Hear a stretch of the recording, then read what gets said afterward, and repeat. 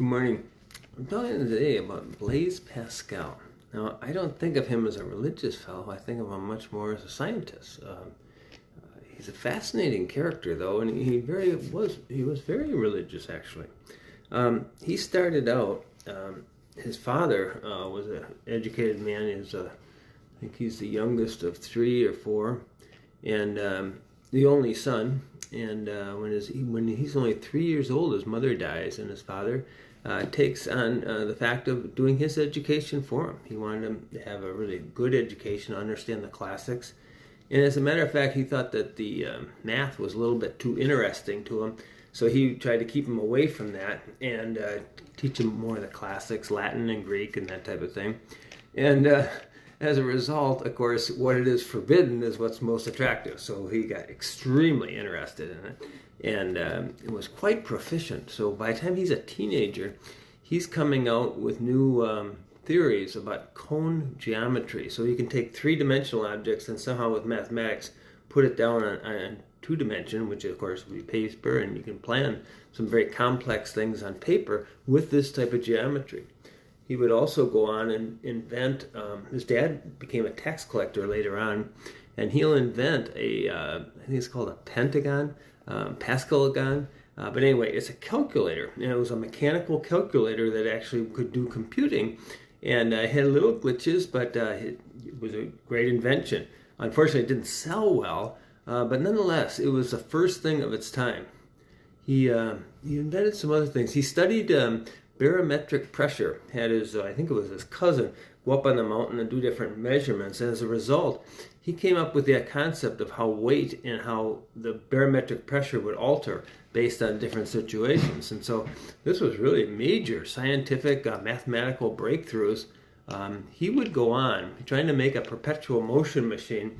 He didn't actually do it. He wanted to make a machine that would run and actually produce more energy than it would use. And one of the offshoots of this, what came out, was this, what he called a little wheel, where you could spin this wheel and go around quite a long time. Well, that actually became what's known as the little wheel, which in French would be translated as roulette wheel. Roulette, actually, the game, was invented from him trying to make this roulette wheel. His father at one point will become, he falls, I think he has a fall and breaks his hip, and he's in tough shape. And so there's a couple of Jesuit friars come, and they are nursing him back to health, or helping him come back to health. And as a result of that, the whole family caught hold of their very strict religiosity, and there's a name for it called Jansenism, but let's not go into that. Let's just say that they were extremely enthused about their faith, and it's just like, oh, this is so great. Now, Pascal, obviously, he's a genius. I mean, he's doing some of this major breakthrough work when he's only a teenager, and he's going on from there. But he invents, by studying dice being rolled, he also invents the idea of things come out in different probabilities. Well, this whole area that he started explaining is the beginnings of probability theory, or what we call today statistics. He basically invented it. I mean, it's a natural phenomenon, but he observed it and could turn it into mathematical formulas such that it's very powerful. Well, nonetheless, his sister gets so enthused with this religious push and feel experiencing Christ present that she becomes a nun, and she goes off and is in a very strict convent. He turns and starts doing defense of this strain of strict Catholicism, and does a lot of work defending it. And he is noted particularly. He came out with a book called The Provincial Letters, and not only would he make his point, but he'd do it with a little bit of sarcasm, such that made the other side seem a little on the foolish side. This hadn't been done with theologians too much, and he obviously wasn't a normal theologian, but oh my gosh, did he come out with some really powerful things. He's very famous for his concept of the wager. The wager is, we can't prove God, so you can either decide that there is a God and do the things that'll keep you right, and then when you get to heaven, hey, you get rewarded. If you do what is right by God and follow His ways, and there is no God, well, you didn't lose. So which do you choose? Do you choose a halfway choice of potentially being damned or going to where there is no joy, or to a place where there's joy present? And this is one of the things he came to.